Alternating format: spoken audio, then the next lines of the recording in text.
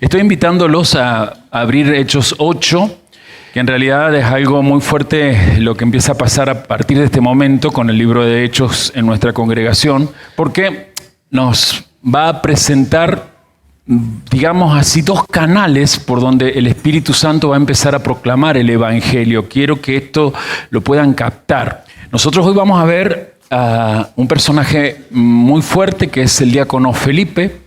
Y en base a lo que Felipe hace en Samaria, ya lo vamos a leer, vuelvo a repetir por si está buscando Hechos capítulo 8, comienza el libro de Lucas. Lucas es el que escribe el libro de Hechos. Comienza este tomo, este libro, a marcar dos lineamientos que el Espíritu Santo va a tomar. Por un lado, lo voy a llamar el lineamiento apostólico petrino, así lo voy a llamar, petrino, por el apóstol conocido en español como Pedro, ¿sí? En hebreo es Cefas, ¿saben eso, verdad? O Jefas, así más o menos se pronunciaba hebreo, arameo. El Jefas se traduce al latín como Petros y nos llega a nosotros como Pedro. Por eso digo Petros, hay un lineamiento, un canal de mover del Espíritu Santo que es petrino, ¿sí? Por Pedro, y va a aparecer en algunos sábados más adelante el otro canal, que es el que hace que nosotros hoy seamos quienes somos y creamos lo que creemos, que es el canal paulino. Diga, canal petrino, apóstol Pedro. Canal paulino, apóstol Pablo. En base a esto, sugiero que esté abriendo mucho su alma, porque nunca quizás has visto el libro de los Hechos con esta forma, con esta cosmovisión. Para recordar cosas nada más. El movimiento de Yeshua no se llama cristianismo, ¿sí? Él no es el fundador de una religión llamada cristianismo. Lo digo porque aún he visto que en los canales de judíos mismos, los rabinos insisten, quieren hacer creer, no sé por qué, pero bueno, sí sé por qué, pero no importa, insisten en que Jesús fundó el cristianismo. Otros aseguran, por ejemplo, un tal Sabán, que el que fundó el cristianismo es justamente Pablo. Bueno, el cristianismo no existe como religión, sino recién a partir del siglo IV y especialmente en el año 480 y tanto, porque con Constantino se deja de perseguir a los que son cristianos, y se habla que el cristianismo debe ser reconocido como una religión más que está en Roma, casi oficial, pero allá, cuando ya muere Constantino, el emperador posterior, no me voy a acordar el nombre ahora, no importa, es el que va a declarar que el cristianismo ya no solamente es una religión más, sino que es la religión oficial de Roma y todo el imperio.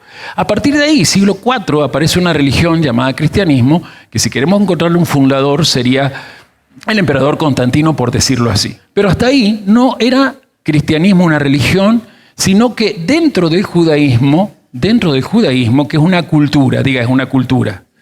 No, judaísmo no es religión, porque existe gente judía que no cree en Dios, por ejemplo, ¿sabía? Y son judíos. Entonces, pero tienen la cultura judía. Entonces, dentro de la cultura judía, que tiene una característica, por eso siempre destaco que la cultura del judaísmo tiene una característica distinta a la cultura del humanismo, ¿sí? O greco-occidental, greco-romana.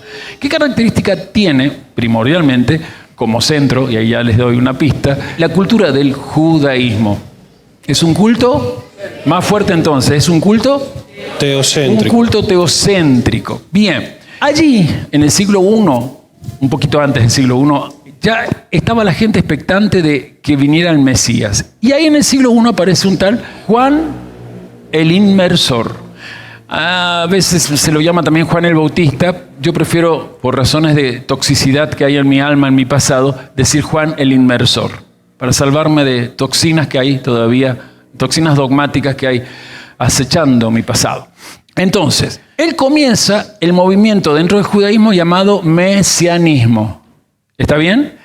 Cuando Juan ve, porque ¿en qué se caracterizaba el movimiento del mesianismo? En usar lo que leíamos recién yo aquí, en el Salmo 90, el poder de la teshuvá. Cuando Dios dice, ¡regresen!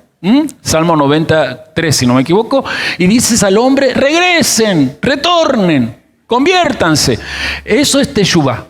Y Juan el Bautista, salió la toxicidad. Juan el Inmersor empieza con eso, con teshuvá, ¿sí o no? Pero después cuando está en el río Jordán ve a otro varón, y va él a menguar para que ese varón a ese movimiento que empezó Juan, lo empieza a desarrollar y a darle corporalidad.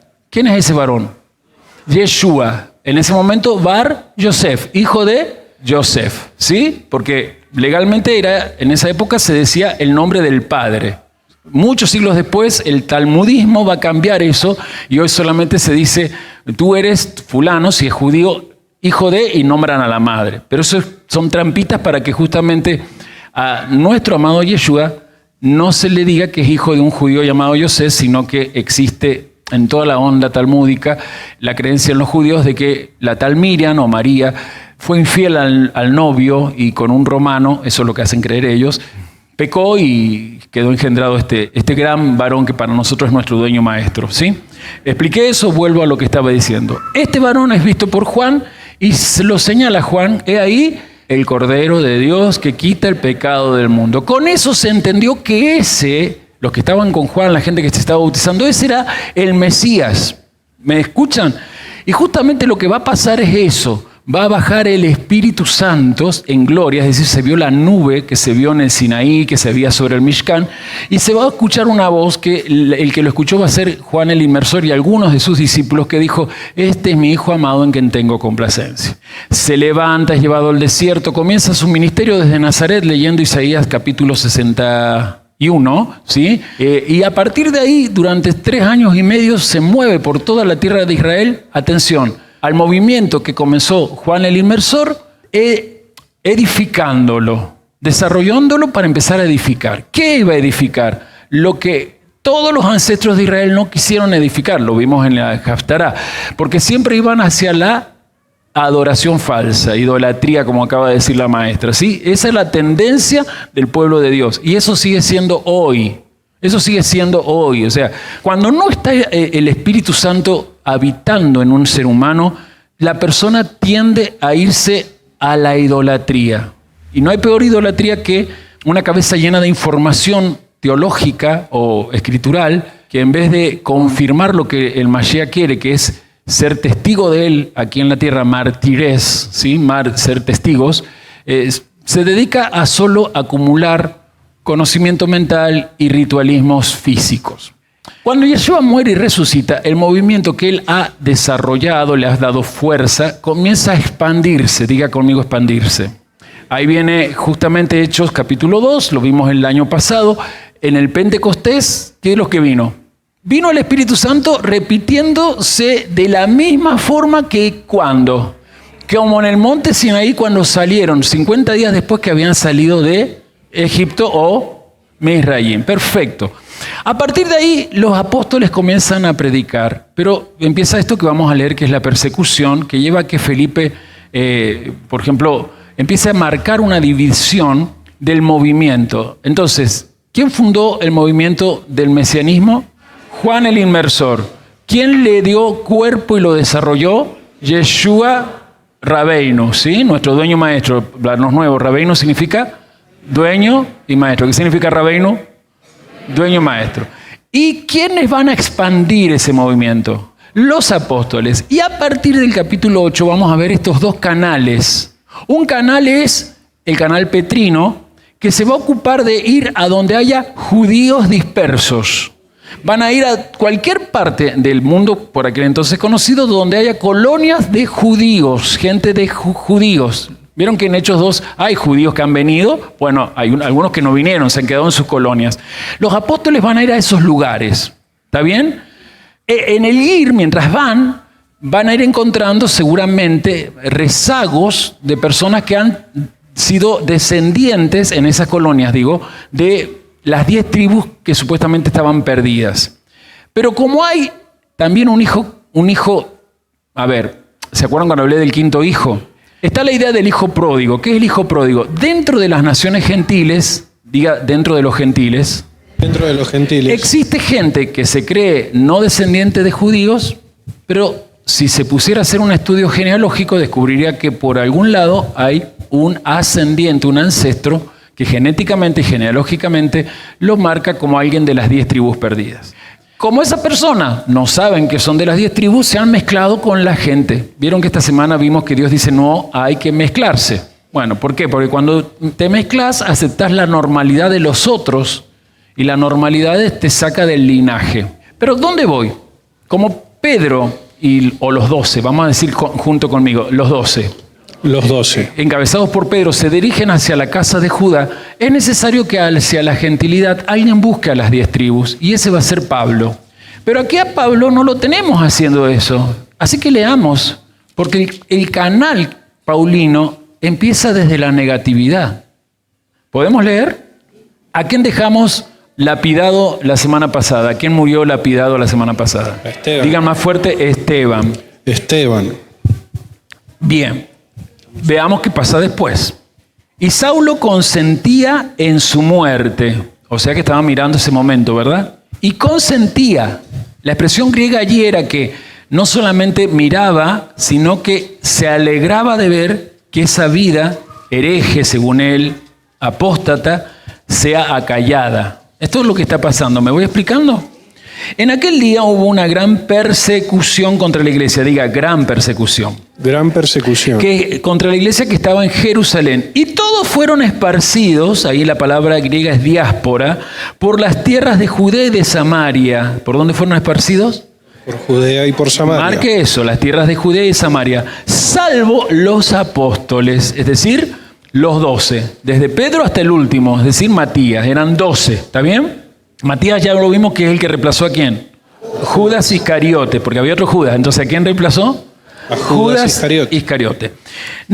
Sigo entonces, y hombres piadosos llevaron a enterrar a Esteban e hicieron gran llanto sobre él. Atención que acá hay un dato interesantísimo. Y Saulo asolaba la asamblea o iglesia y entrando casa por casa arrastraba a hombres y a mujeres y los entregaba en la cárcel. Pero los que fueron esparcidos iban por todas partes anunciando el evangelio. Entonces Felipe, ¿quién? Descendiendo a la ciudad de Samaria, le predicaba a Cristo. Y la gente unánime escuchaba atentamente las cosas que decía Felipe, oyendo y viendo las señales que hacía. Porque de muchos que tenían espíritus inmundos, salían estos dando grandes voces, y muchos paralíticos y cojos eran sanados. Así que había gran gozo en aquella ciudad. Pero había un hombre, diga conmigo, siempre hay un pero. Pero había un hombre llamado Simón, que antes ejercía la magia en aquella ciudad y había engañado a la gente de Samaria, haciéndose pasar por algún grande. A este oían atentamente todos, desde el más pequeño hasta el más grande, diciendo, este es el gran poder de Dios.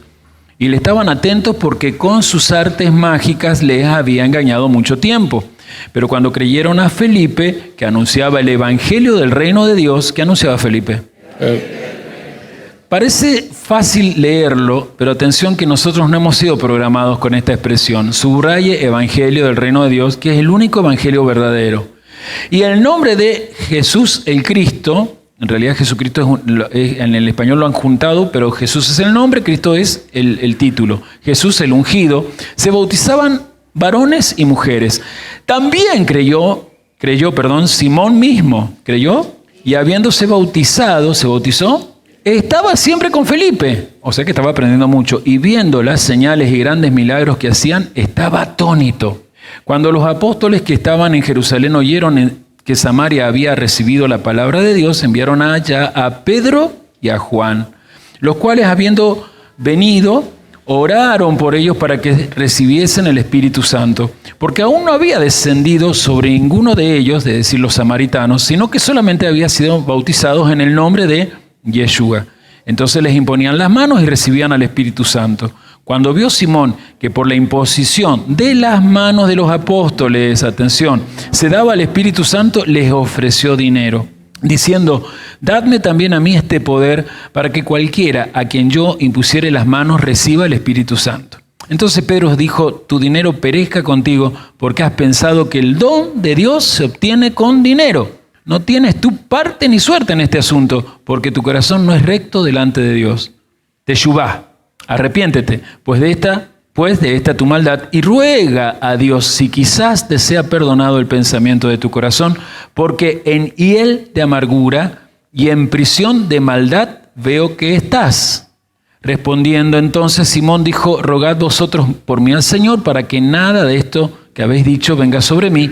Y ellos, habiendo testificado y hablado las palabras de Dios, se volvieron a Jerusalén, y en muchas poblaciones de los samaritanos anunciaron el evangelio.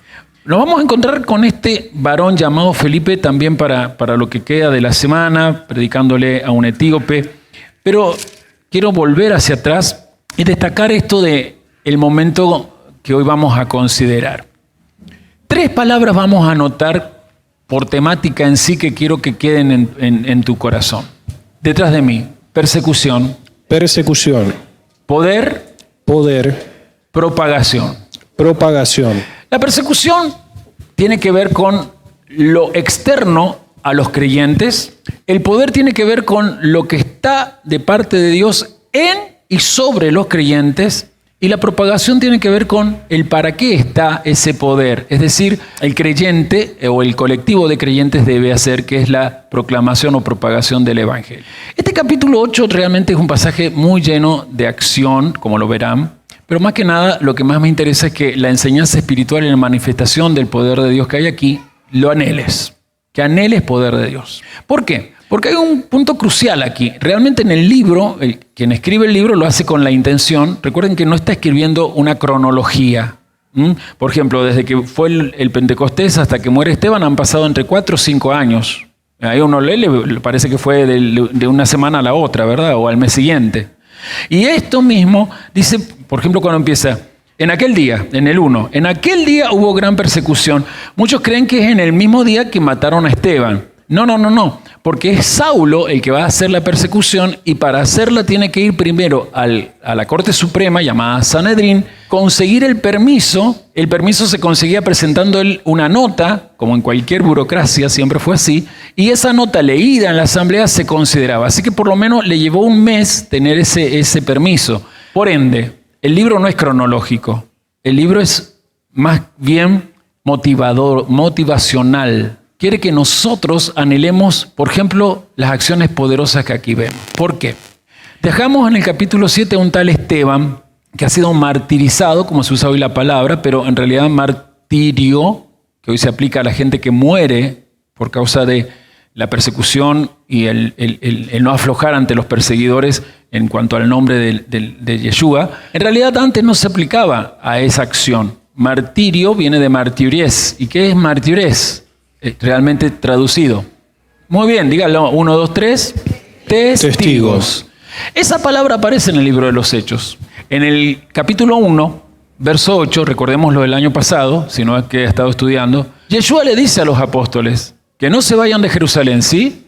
Hasta que haya venido sobre vosotros el Espíritu Santo, y recibiréis poder y me seréis mártires, testigos. ¿En dónde? En Jerusalén, en Judea, en Samaria y hasta los confines de la tierra. Lo último de la tierra medio, yo quiero irlo sacando porque tiene que ver con Devarim 33, cuando Moisés dice que hasta los confines de la tierra Dios enviaría gente a buscar a los descendientes de las 10 tribus. Recuerde eso, ¿sí? Lo último de la tierra suena como que el evangelio iba a llegar a Argentina, y en verdad llegó, obviamente, pero como que justifica el que esté en el mundo el evangelio. En realidad tenía que ver con el objetivo de la misión: buscar a los descendientes de las 10 tribus de Israel, porque Dios no sacó a la tribu de Judá simplemente, o tribu de Benjamín. Dios sacó de Egipto, ¿cuántas tribus?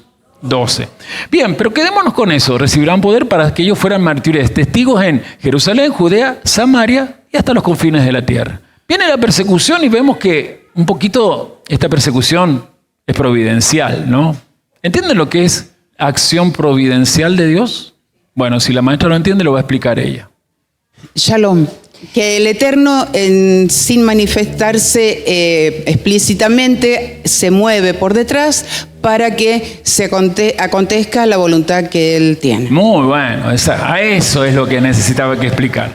Esto es lo que a veces no entendemos, porque a veces por causa de la palabra providencia mal comprendida, porque a lo mejor está bien explicada desde muchos sustratos religiosos, pero no lo explican bien o lo comprendemos mal. Creemos que providencia tiene que ver con la obligación de Dios de hacer que todo nos pase bien, que nos dé cosas, que se asegure que las cosas siempre estén en balance, en equilibrio. ¿Me estoy explicando? No. Movimiento providencial es que Dios, aunque hay circunstancias que no entendamos, las permita, porque Él está detrás de esas circunstancias con un objetivo, que aquel que está viviendo ese movimiento providencial no se quede en su zona de confort. Yo voy a decir ay, porque esto me está pasando en este tiempo a mí. Entonces esta palabra yo la hallo muy importante por una sola razón. Es una palabra que a mí me inspiró a no olvidarme del poder que me trajo hoy, por ejemplo, a estar sentado aquí hablando con todos ustedes y la gente que está en las naciones. Primera cosa entonces, ya que entendieron lo que es lo providencial, diga detrás de mí, la persecución es un medio providencial para la propagación. Para dar propagación. Así que no me voy a demorar mucho, sino que es eso que decía ella. Se dio una persecución que permitió la dispersión de todos los creyentes. ¿Para qué? Para que ellos fueran lo que deben ser, gente de influencia. Porque el evangelio nunca se va a propagar desde gente simple. El ser humano simple no tiene buenas noticias para dar.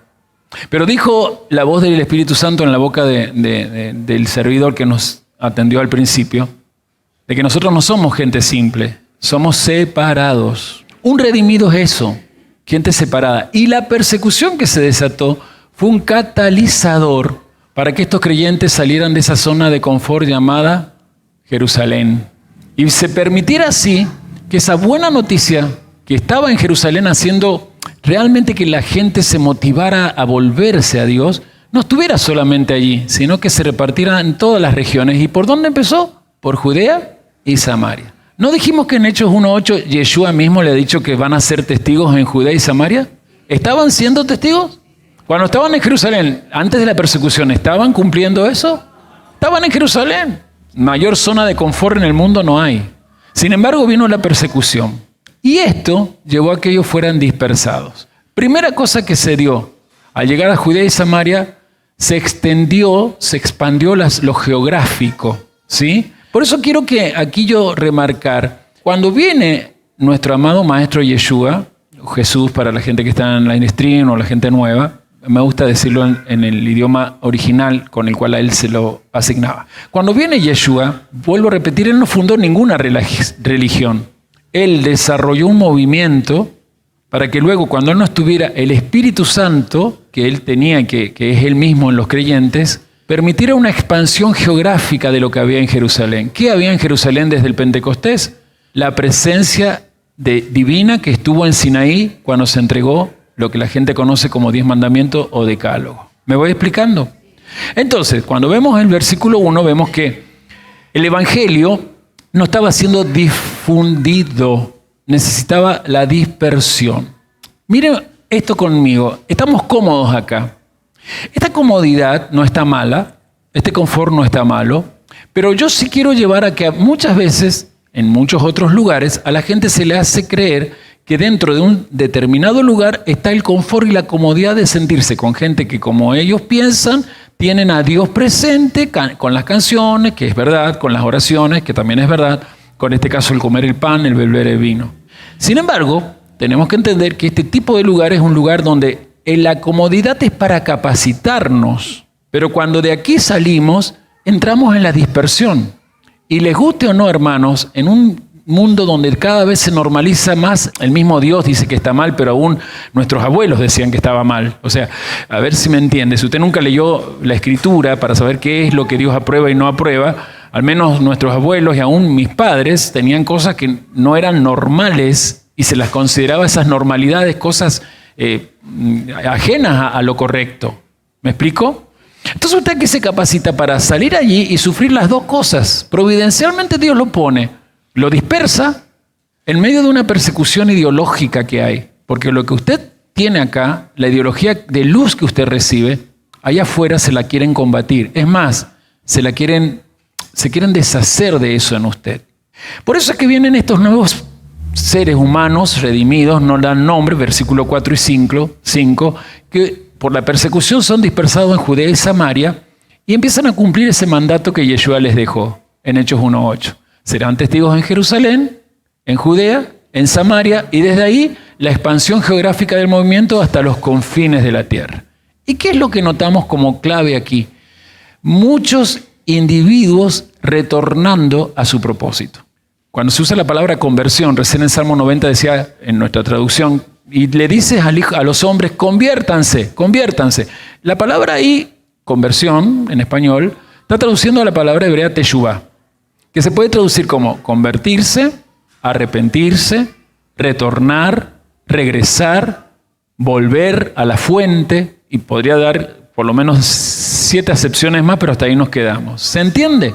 Esta gente de Judea y de Samaria, según el capítulo 8, gracias a un tal Felipe, particularmente los de Samaria, sienten que cambiaron su camino de destino. Estaban como samaritanos yendo hacia donde los vientos de doctrina los llevaban. Es más, acá se menciona uno que con su doctrina, una doctrina de magia, les hacía creer que era el poder de Dios y estaba llevando a muchos samaritanos a este movimiento espiritual que no tenía nada que ver con el eterno Dios. Si ustedes me permiten, no hoy, voy a ampliar lo de Simón el Mago a través del canal de YouTube, porque con Simón el Mago aparece una de las peores persecuciones que va a haber en la historia del movimiento del Maestro. Las persecuciones internas.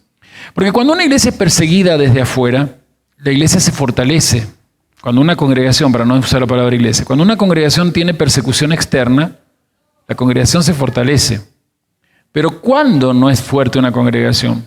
Cuando la persecución está dentro por causa de las divisiones, por causa de no estar unidos. Llévelo a la familia. Una familia, mientras más pasa un momento complicado, circunstancias externas, económicas o lo que sea, ¿qué pasa si esa familia se ama? Se unen más. ¿Para qué? Para hacer que esa circunstancia pueda ser atravesada hacia el éxito. ¿Me estoy explicando? Pero ¿qué pasa si en esa circunstancia negativa, además, la familia está desunida? Lo de afuera va a poder exterminarlo porque lo de adentro ya provocó el peor mal. Diga, una gran persecución permite una buena propagación. Y hay algo que quiero destacar con lo primero que dice, que Saulo consentía en su muerte. En aquel día hubo una gran persecución contra la congregación que estaba en Jerusalén y todos fueron esparcidos, diáspora, por las tierras de Judea y Samaria, salvo los apóstoles. Y hombres piadosos llevaron a enterrar a Esteban e hicieron gran llanto sobre él. Les dije que le voy a explicar algo acá. Y Saulo, acá, asolaba a la congregación. Diga, asolaba. ¿Sabe que la palabra asolaba allí? A ver, ¿a quién le suena a usted en su forma de pensar cuando lee la palabra asolaba? Más o menos por allí. Asolar es dejar en desierto, tratar de destruir. La palabra griega debería ser traducida así: devastaba. Veo que asolar no lo conocen mucho, así que qué problema cuando ha leído este pasaje no sabe qué es. Pero devastar sí entiende que es devastar. Devastar es que algo se acabe directamente. Ese es Saulo. ¡Ey! Más adelante, no sábado más, lo vamos a ver convirtiéndose en el camino, que de paso no se cayó de ningún caballo, ¿saben? Porque Hollywood nos ha marcado con imágenes horribles. Saulo era un buen judío. Y un buen judío que guardaba la ley, nunca se subió a un caballo. Nunca se subió a un caballo, más en la época de los romanos, donde el caballo era el poder mismo de los romanos, ¿no? Pero volvamos a lo que estamos hablando. Él quería devastar. La palabra griega asolaba en realidad es devastar, y acá está la otra traducción, o aniquilar. Eso le suena, ¿verdad? Y eso debería ser más correcta la traducción. A tal punto que dice que entraba en las casas y a varones y mujeres los arrastraba. ¿Alguien entiende que los ataba en una soga y los arrastraba? Y los hacía caer en prisión. Y es más, lo que le pasó a Esteban estaba empezando a pasar. Usted sabe que el Sanedrín no tenía permitido la pena de muerte como la que le pasó a nuestro amado Yeshua en una acusación de sedición política. Por eso tuvieron que ir a Poncio Pilato, ¿verdad? Pero lo que los romanos le permitían, porque ellos no se metían en eso, era la lapidación en el caso de lo que su escritura, la Torá, les enseñaba. No podían hacer pena capital como murió Yeshua, si los romanos no lo decían. Pero cuando lapidaban a alguien, sí pedían permiso al procurador romano. Pero el procurador romano se lo dejaba así, rápidamente le firmaba. No hay nada peor que cuando en un lugar jurídico, poder judicial o poderes ejecutivos, se firma rápido algo para que ni se analiza lo que se firma, ¿no? Eso pasa. No pasa, sigue pasando en nuestros tiempos. Y Saulo consigue esto, arrastrar gente, y hasta el hecho que estaban en la cárcel es porque después eran lapidados. Y por eso tuvieron que huir, hermanos. Todos, excepto los apóstoles que permanecieron en Jerusalén.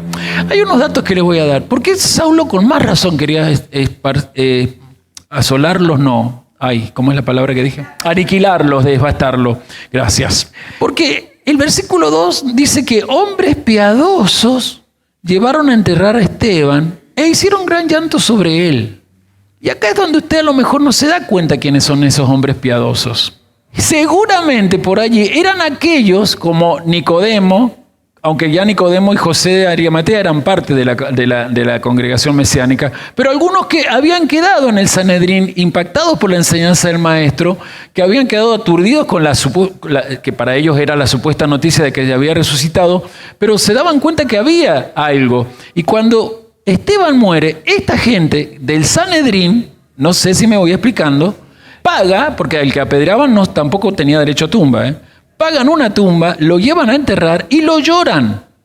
Y Saulo era parte de esos judíos que dice, ¿qué le está pasando? ¿Qué es esto? Le está molestando todo. Primero ya lo vimos la semana pasada. Un varón que aún muriendo dice estar viendo a Yeshua como el Hijo del Hombre a la derecha de la gloria del Padre.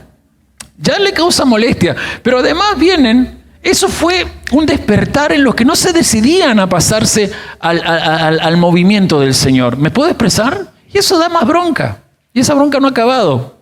Porque durante el siglo I muchos judíos comenzaban a completarse. Recuerden que el judío no se convierte. El judío se completa. Porque el judío siempre creyó y sigue creyendo que va a venir el Mesías. Y cuando el Mesías viene, toda persona judía es completada. Nosotros sí nos convertimos porque venimos de la idolatría. ¿Sí? Retornamos, pero ellos se elevan, pero son rebeldes, no quieren. Ahí es donde entonces empieza el tema de lo que vemos. Dios se empieza a glorificar. Está usando algo negativo y sin embargo esta gente aprende que en lo negativo se esconde una luz para que termine la gloria de Dios manifestándose sobre aquellos que saben esperar con paciencia ese momento negativo. Quizás en este momento, como me pasó a mí, estás pensando en lo que te está pasando. Vivimos en un tiempo donde se ha normalizado, especialmente desde las religiones, que Dios es mágico, rápidamente solucionador de tus problemas. Eso ha hecho que mucha gente acuda a distintos lugares religiosos y termine después yéndose de esos lugares porque no ven que rápidamente el problema se vaya, o más bien rápidamente la circunstancia negativa desaparezca. Dios es providencialmente presente. Significa que aún en las tormentas, Él está allí. ¿Se acuerdan cuando Yeshua en medio de la tormenta estaba durmiendo? Creo que fue Gonzalo el que predicó eso. Gonzalo Tapia. Estaba durmiendo afuera, o sea, era una tormenta y oleajes, truenos, lluvias, el tipo roncaba. Eso es lo que Dios hace con nosotros. Permite circunstancias negativas porque si has regresado a Él, estás separado para una sola cosa. ¿Cuántos separados hay acá? Estás separado para que se cumpla el para qué naciste, se cumpla tu propósito. O sea que esta comunidad de Jerusalén está siendo empujada por el Espíritu Santo. Las circunstancias providenciales siempre son una manera en que Dios te empuja a algo mejor. Es negativo, pero Dios te dice avanza. Hay una siguiente etapa, hay un siguiente nivel, pero si te quedas aquí, no es posible. Ellos estaban siendo empujados, movidos a una avanzada que no conocían. Era necesaria esa circunstancia, porque la avanzada tenía que ver con que, en el caso de las autoridades, de los hombres piadosos, se decidieran a pasarse con ellos. Y en el caso de los perseguidos, se decidieran a ir por Judea y especialmente por Samaria, donde un judío no entraba, a declarar de que Yeshua, quien había entrado a Samaria, ya no estaba entre los vivos ni entre los muertos, estaba a la derecha de la gloria del Padre. Porque el que viva hoy lo lleva a que nosotros entendamos que vive dentro de la divinidad misma. ¿No dicen amén ustedes? Por lo tanto, su deidad es real. Veamos algunas cosas aquí. A veces La vida tiene una gran inercia. ¿Saben lo que es inercia, no? La ley de la inercia. El que lo sepa, levánteme la mano y explíqueselo al pueblo. Inercia. Cuando escuchás la palabra inercia, Adriel, entonces, explícaselo al pueblo. Ponete de pie, por favor, mirándome a mí porque la cámara seguramente va a darse vuelta o algo, pero ¿qué es inercia si lo tenés que explicar sintéticamente? Cuando alguien hace una acción o genera algo, esa acción deja como un legado, como un movimiento que va siguiendo y se puede desaparecer paulatinamente o no. Ay, pero está bien. Ahí está bien explicado, pero ahora lo hago yo más lacerino. Déjame, muchas gracias. Primero den un aplauso a la explicación científica que trató de ser más popular y anímenme a mí a ser lacerino para explicarlo. Voy a tratar de explicarlo como que nací en Las Heras y soy lacerindio de mucho amor a Las Heras mismo. Inercia tiene que ver con quedarse en el movimiento que se causó, que estás. Por ejemplo, te subiste a un ascensor y cuando llegaste al piso que pusiste, ¿qué sentís que hace el cuerpo? Como que quiere seguir, ¿viste? Porque el cuerpo va subiendo, va en movimiento, pero el ascensor llegó al lugar. Pero vos sentís, o si no, cuando vas hacia abajo, pero si voy para abajo, ya llegaste. Inercia es eso. Inercia es lo que te mantiene en el movimiento que estás. Hasta que, como dijo, paulatinamente, hasta que aparezca otro movimiento, que en este caso no fue paulatino, fue rápido. Estaban en la inercia de qué lindo que está Jerusalén, qué lindo estar a los pies de Pedro. Ay, viste, han nombrado 7 diáconos griegos que nos vienen a enseñar las aliyot, las ascensiones de conciencia. Está buenísimo. Pensar que yo estaba allá en mi país, qué lindo que vine a Shavuot y vi al Espíritu. Estaban todos en esa inercia, la inercia del Espíritu Santo en ellos. Los jerosolimitanos casi todos se estaban completando, todos estaban sumándose. ¿No dice eso que todos los días añadía gente? Pero Dios no quería eso, porque la orden era testigos en Judea, en Samaria y hasta los confines de la tierra. Entonces, este movimiento sacó de la inercia y a veces inercia se llama para nosotros zona de comodidad, zona de confort. Yo voy a ser sincero, esta es mi zona de confort en este tiempo difícil para mí. No es fácil atravesar esta circunstancia que me ha pasado. Sin embargo, gracias a esta palabra Dios me ha dicho, el que no sea fácil no significa que no te quiera el movimiento. Y yo no sé si a vos esto te está hablando, pero el Espíritu Santo cuando viene sobre uno te dice, zona de confort no, vida en movimiento con un sentido de vector, derecho, adelante y hacia arriba. Otro de nuestros clichés. Es la única forma de conquistar, no detener tu marcha, porque si naciste en Yeshua, para tu propósito, tu para qué no es quedarte en tu zona de confort. Pregunto, ¿cuál es tu zona de confort hoy? ¿Desde ese negocio que empezó a funcionar gracias al Señor? ¿Ahí te vas a quedar? ¿O no será que ese negocio tiene que ser un motivador, un elemento de incentivo más que motivador, para que te motives a que a esos clientes, proveedores o quien sea que se acerque, le llegues con el evangelio del reino de Dios? Jerusalén era un lindo lugar, pero Dios dijo, quiero que se vuelva un lugar peligroso, especialmente para ellos. Aparentemente a los que primero empieza a perseguir Saulo eran a los judíos que venían de otros países. ¿Se acuerdan que esos judíos se le llamaban los judíos helenistas? ¿Se acuerdan? Los que hablaban el griego koiné y habían tenido que aprender el hebreo, pero ellos hablaban el idioma de sus países, ¿verdad? Por eso cuando escuchan las lenguas dicen, hablan mi lengua. No pueden quedarse en Jerusalén porque tienen que ser testigos para que yo, el Eterno, a través del Mesías, pueda pastorear a mucha gente que está necesitando de que los lleve a lugares de delicados pastos. Empecemos a reflexionar. No sé cuál es la crisis, el momento de aflicción que estás atravesando, pero eso siempre parece un desastre que quiere asolarte, devastarte, acabarte. Sin embargo, como es un movimiento providencial, Dios está en control de eso. Dios está en control de eso. Mi pregunta es, ¿estás pasando por persecuciones hoy o dificultades que estás considerando en esta enseñanza que Dios que está detrás de eso lo está usando para llevarte a un nuevo nivel? No quería que respondieras, pero es una pregunta, yo creo que hagan como lo hizo Carlos, que no hizo la pregunta y nos quedamos todos pensando. Veamos a Felipe, versículos 5 al 13. Todos salieron y van evangelizando y aparece especialmente este varón llegando a Samaria. Les cuento algo de Samaria. Samaria, en el idioma hebreo, que hablaba Felipe, o que hablaba Yeshua, o que hablaba Pedro, etc., se dice así: ¿Se lo puedo decir? Shomron. Shomron. Llevado al griego es Samaria. Desde ahí nos pasó a nosotros al español como Samaria. Pero el nombre original es Shomron.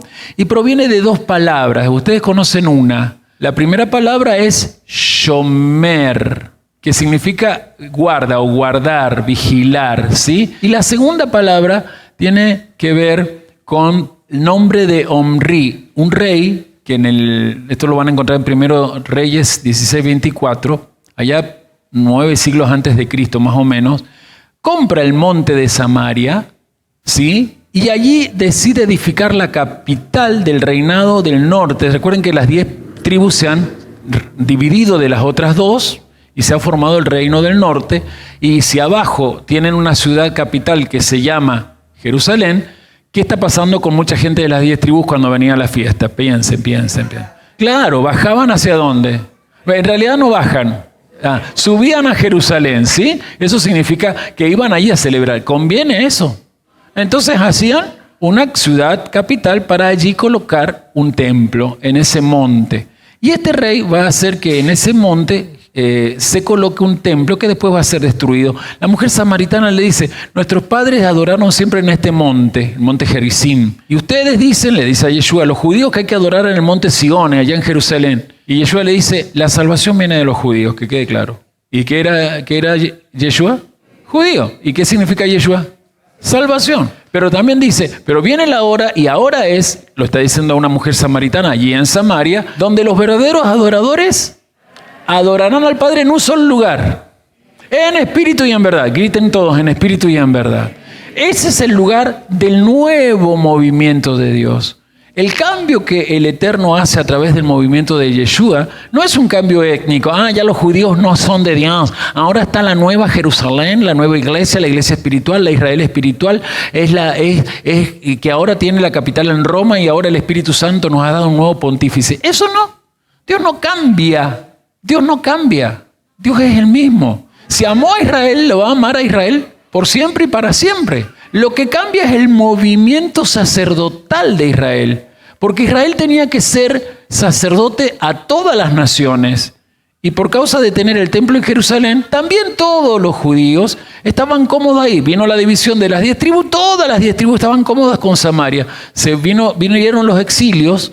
Primero, en el 722 a.C., los asirios se llevaron a los de las 10 tribus, Samaria quedó destruida. ¿Se acuerdan de eso? Luego, en el 586 a.C., vienen los babilonios, el imperio siguiente, el que había ganado a los asirios, se llevan ¿a quién?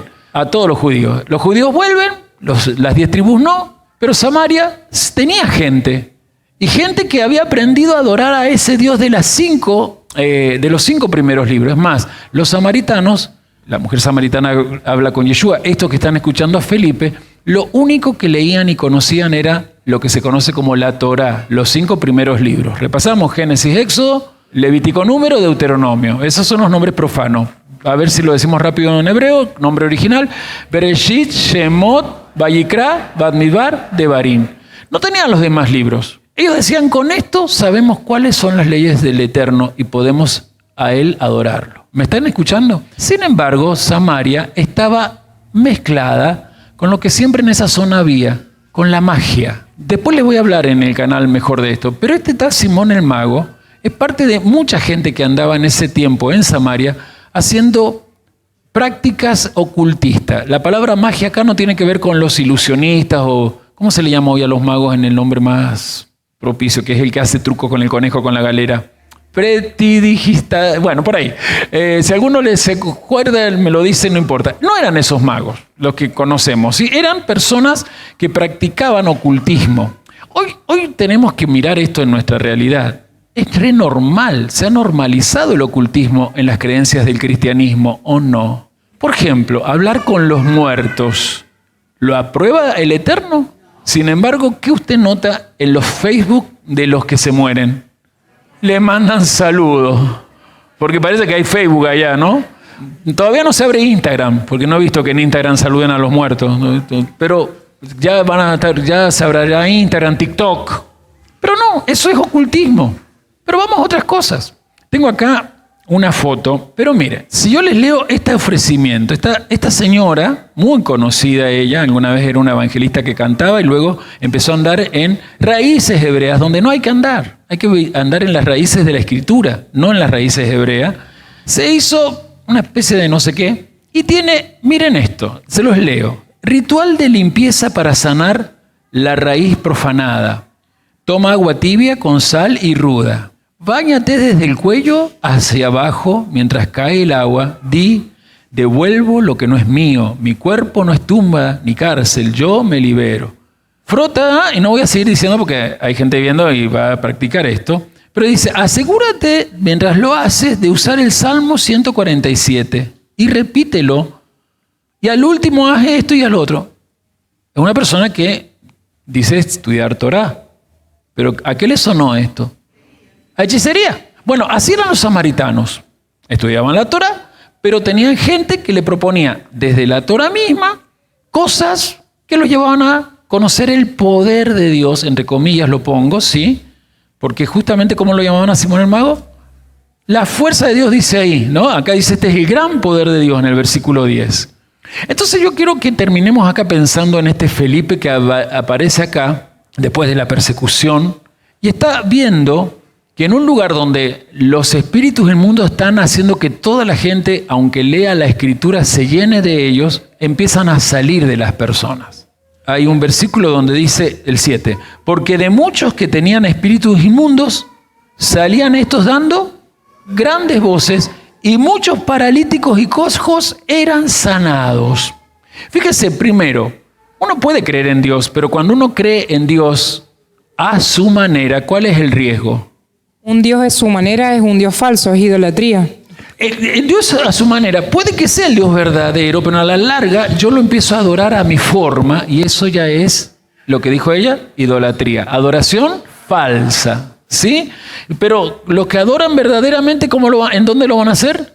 En espíritu y en verdad. El que cree en Dios puede estar adorando en espíritu, pero al no hacerlo en la verdad, sino en alguien dijo por acá, en la ilusión de que lo está haciendo bien, llenarse de espíritus inmundos. No sé si lo logro expresar bien. Y salían, estaban influenciados por la magia ocultista o no. Quizás mucha de esta gente había ido a escuchar o a hacerse trabajo por el tal Simón. Y hay algo que me llama la atención y que nos tiene que llamar. ¿Qué otro tipo de sanidades dice acá que se daban? Eran sanados los cojos y los paralíticos. Les digo un secreto. El texto está relacionando aquí a los paralíticos y a los cojos con personas que no pueden caminar. Es decir, la palabra caminar, el verbo caminar se dice alaj. Digan fuerte alaj. Alaj significa caminar correctamente. ¿Sí? Alaj, si hay que traducirlo, es caminar correctamente. ¿Cómo se dice caminar correctamente?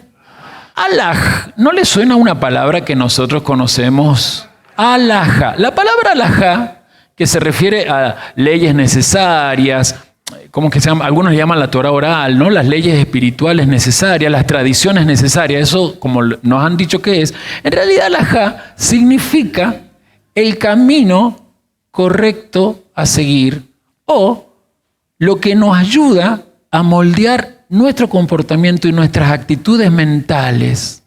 Estos paralíticos y cojos representaban a toda Samaria en ese momento. Muy buena intención, leían la Torá, creían en Dios, pero a su manera hacían prácticas que la misma Torá condena.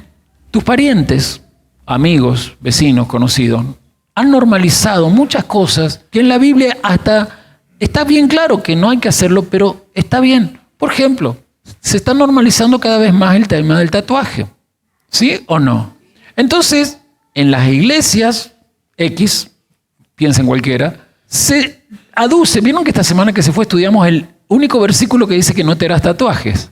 Entonces dicen, si es un solo versículo, quiere decir que a Dios no le importa mucho. Miren las alajá que se inventan. Porque está en un solo versículo.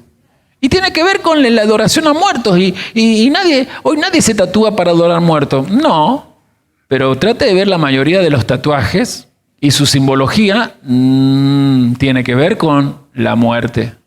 Además ya sabemos que piel en hebreo se dice or. ¿Y luz cómo se dice?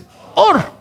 O sea que nosotros la luz interior la tenemos que reflejar y se refleja. Recuerden que los ángeles cuando nos miran si tenemos luz apagándose o luz expandiéndose. ¿Vieron lo que después la religión le llama el aura? En realidad es la luz interior, la luz escondida, aganús, luz escondida. Cuando estamos en Yeshua eso se ve. Pero si está tatuado, ustedes han visto los veladores cuando de repente tienen diseños ahí y vos lo prendés y en la habitación ¿qué se ve? Si es el diseño, si es la habitación del nene, ¿no? Se ve la ardillita, el elefantito, la pelotita, ¿sí o no? Bueno, eso pasa en los mundos espirituales cuando las personas están, pero no, hay que normalizarlo. Esta semana vimos, especialmente en la ascensión que nos tocó estudiar en el 7º día, que Dios reprueba que un varón se acueste con un varón cuando se acuesta con una mujer, ¿sí? Escuché a un maestro decir, un judío, esto es en el judaísmo, para que vea que no solamente pasa en el cristianismo, está pasando en todas las religiones, las mezclas de cosas. Decir, sería bueno, no existe el Sanedrín en Jerusalén, pero existen maestros conocidos en el mundo. Sería bueno que los maestros de mayor influencia en el judaísmo reconsideraran lo halágico de esta parashá para poder hacer una halajot más apropiada que le permitan a la comunidad LGBTQ de nuestros hermanos judíos ser incorporados en nuestras sinagogas, porque en aquella época se aplicaba, y empiezan a explicar, se aplicaba a los varones que se prostituían con otros varones, pero eso es lo que Dios aborrece. Pero escuché una peor. En aquella época no existía la adopción, entonces Dios reprobaba tanto relaciones de hombre con hombre o de varón con mujer, que sería fornicación, en el sentido de usar el semen por usarlo, que es lo que está también, ¿verdad? Pero no entender que el semen Dios lo quiere siendo usado en el matrimonio para traer hijos. Sabemos que es así el mandamiento, ¿verdad? Bueno, entonces dicen, como no había adopción, Dios reprobaba eso, pero consideremos que ahora están las leyes de adopción en todo el mundo, así que las parejas LGBTQ deberían ser consideradas porque pueden formar una familia adoptando hijos. Esa es la explicación. Esos son cojos y paralíticos. Nuestro mundo está lleno de cojos y paralíticos. Gente que tiene su halajot, su caminar a su manera, pero no tiene el caminar correcto. Aparentan ser piadosos, pero no tienen el caminar correcto. Porque la palabra halaj, que da origen a halajá, tiene que ver con un objetivo. Tu comportamiento debe ser acorde a tu actitud mental. ¿Y tu actitud mental qué es? Pienso a la manera que Dios piensa. O sea que es muy significativo este momento, ¿no? Porque el Espíritu Santo, por estas sanidades, está demostrando que solo en el nombre de Yeshua y en la predicación del evangelio que Yeshua predicaba. ¿Qué evangelio predicaba Yeshua? El evangelio del reino de Dios. Solo allí está la posibilidad de caminar con un carácter correcto, con una mente alta y con una mente que hace coherencia en la forma de vivir. O sea que el objetivo principal siempre va a ser que la Torah me lleve no a prácticas rituales, sino a una vida de adoración interior. ¿No me expresé? Ellos empleaban el ocultismo y lo mezclaban con la Torah. Viene Felipe y dice, así no. Porque así como estos cojos y paralíticos están siendo sanados, todos ustedes, y por eso quedaban atónitos, tienen que ser sanados de su mala forma de caminar. Y habían llamado a este tipo un ser grandioso, no voy a hablar de él, pero sí quiero terminar haciéndolos pensar en esto que de repente hoy el Señor en esta mesa nos ha llevado a considerar. ¿No será tiempo de que dejemos de estar cojos y paralíticos a causa de espíritus inmundos que se han metido en nosotros, en nuestra familia? Un poco, gracias a Dios, se adelantaba, decía nuestro hermano Carlos, cuando nos hacía pensar en las pantallas. Hemos dejado que las pantallas se normalicen en nuestra forma de ser a tal punto que si no está la pantalla no siento que Dios tenga existencia. Y lo peor de todo es que desde cualquier tipo de pantalla nos vienen las normalidades de allá afuera, que a la larga traen espíritus inmundos. ¿Qué de malo hay? Acabo de demostrarlo. ¿Qué de malo hay en que si un varón con otro varón en realidad se juran amor para siempre, puedan configurar una familia con una adopción? No. Esta semana alguien me preguntó algo muy interesante que lo quiero responder en público. Se lo respondí personalmente, pero me parece que quizás sirva para muchos. Con buena intención, en el alma de esta persona, una mujer, que había el deseo de donar óvulos. Me preguntaba si eso era correcto.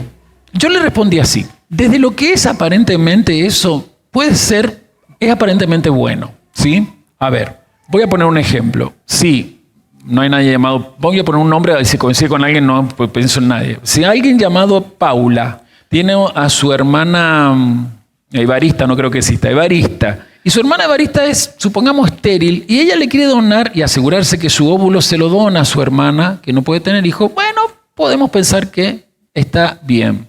De todas maneras, tenemos que empezar a mirar que ese óvulo va a ser inseminado o fecundado en forma externa, o sea que a la larga hay que usar un semen que no está siendo usado bien, porque el semen debe introducirse en el útero, escúchenme así, en el interior de la mujer para por medio del útero hacer la fecundación, llegando a las trompas de falopio, etc.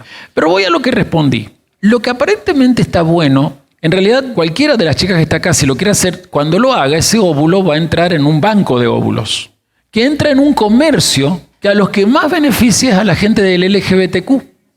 Miren, la hermana más chica de mi esposa, ¿se acuerdan? Algunos la conocen, tenía esterilidad.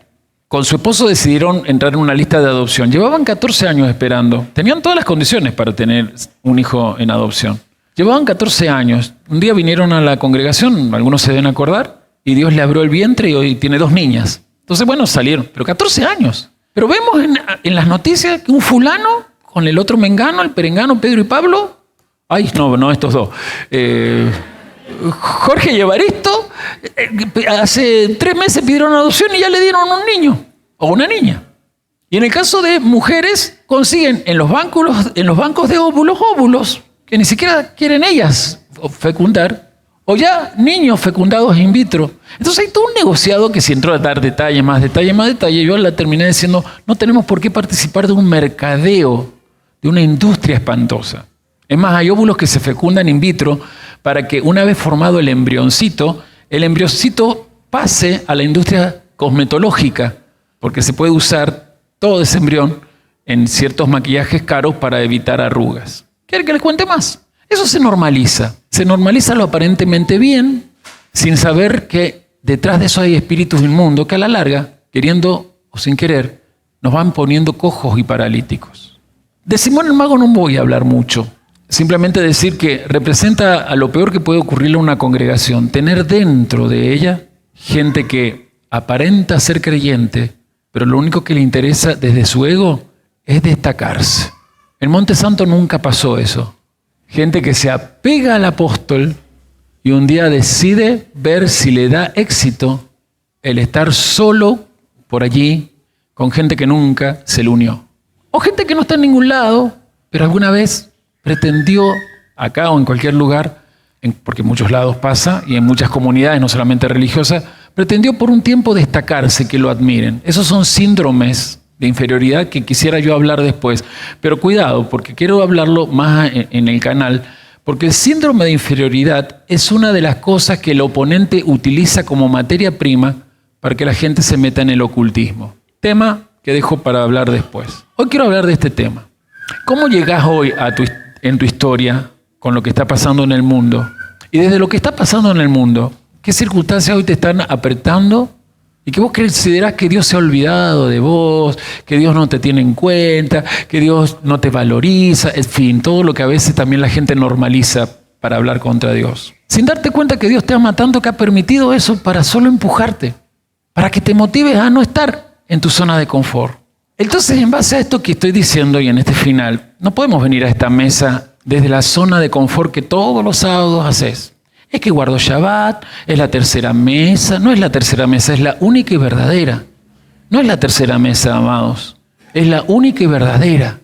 Porque gente que se ha ido de acá dice, bueno, pero yo hago la primera mesa y es la que vale. No, la única mesa que vale para que haya milagros es la mesa que nos activa la memoria de que somos separados para vivir en propósito en un mundo donde la gente pierde el propósito porque se llena se impurifica con normalidades que no deberían ser tomadas como tales.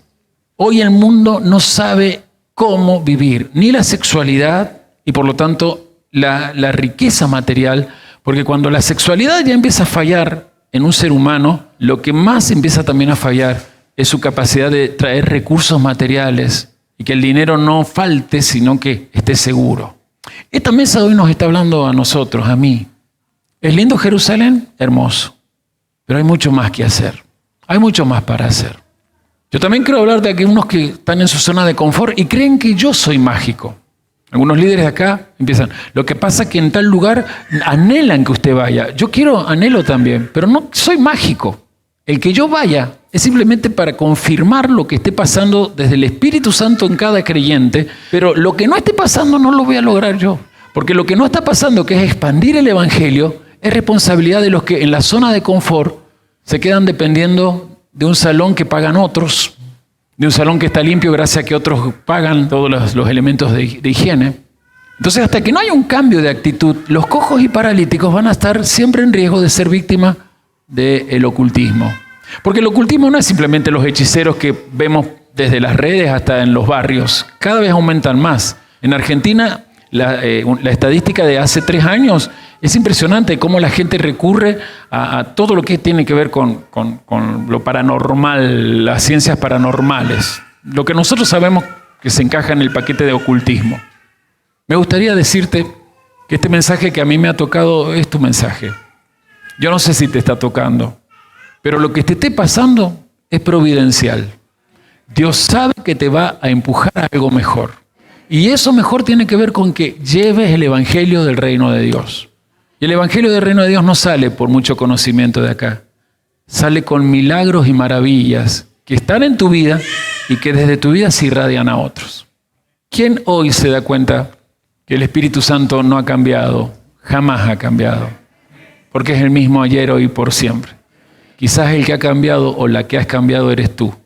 Que por llenarte de información de las raíces de Torá, te metiste en un racionalismo agobiante que no te lleva a nada. Orás ritualmente porque hay que orar, rezás porque hay que rezar, lees la Biblia o la Escritura, digo Biblia porque hay gente nueva acá, porque hay que leerlo, cuando en realidad todas esas son herramientas cósmicas para que te dé resultado vivir, porque vivir en zona de confort es ya estar muerto en delitos y pecados.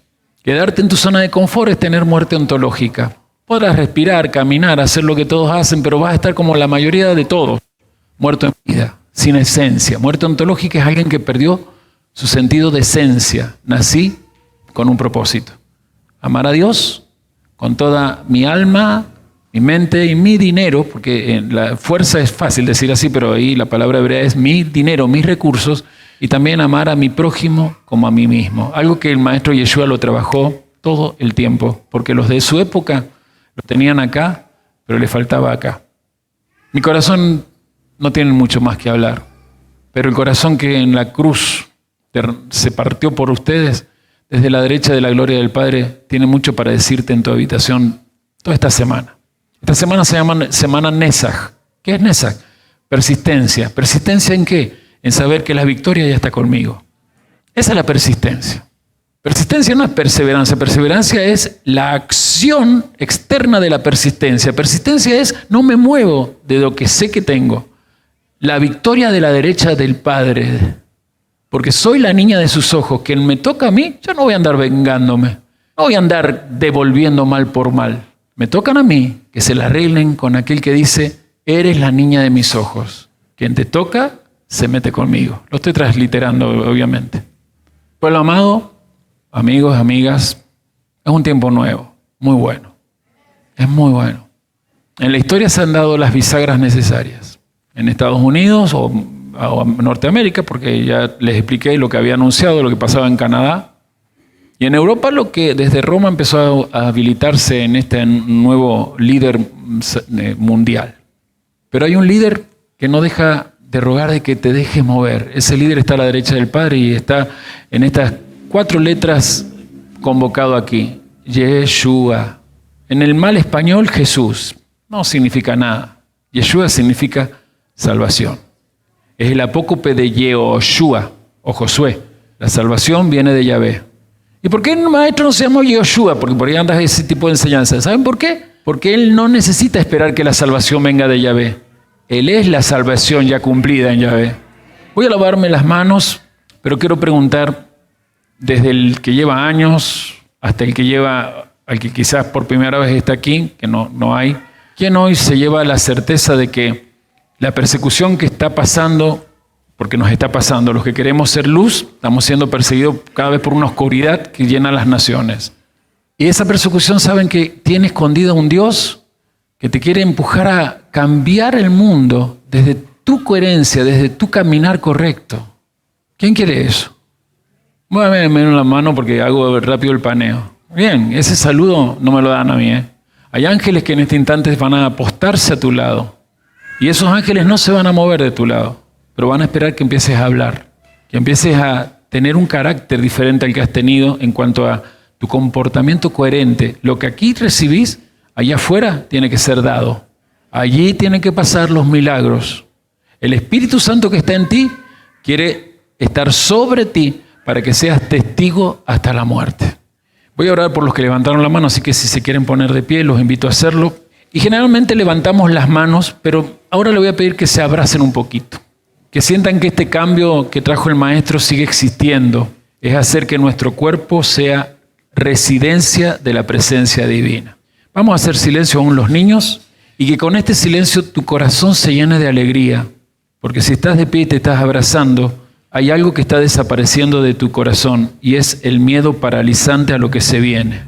El miedo paralizante se va cuando el amor de Dios empieza a perfeccionar al hijo o a la hija que se abraza al Espíritu Santo.